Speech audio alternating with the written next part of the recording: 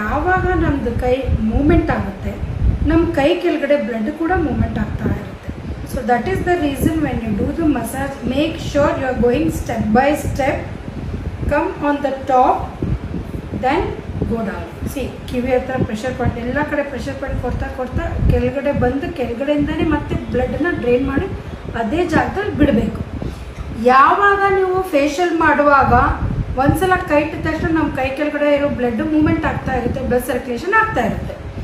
ಇವಾಗ ನೀವು ಮಸಾಜ್ ಮಾಡ್ತಾ ಮಾಡ್ತಾ ಸಡನ್ನಾಗಿ ಇಲ್ಲಿ ಕೈ ತೆಗೆದ್ರಿ ಅಂತ ಅಂದ್ಕೊಳ್ಳಿ, ಆ ಜಾಗದಲ್ಲಿ ಬ್ಲಡ್ ಡಿಸ್ಟರ್ಬ್ ಆಗುತ್ತೆ, ಅಲ್ಲಿ ಸ್ಪ್ರಿಂಕಲ್ ಆಗುತ್ತೆ.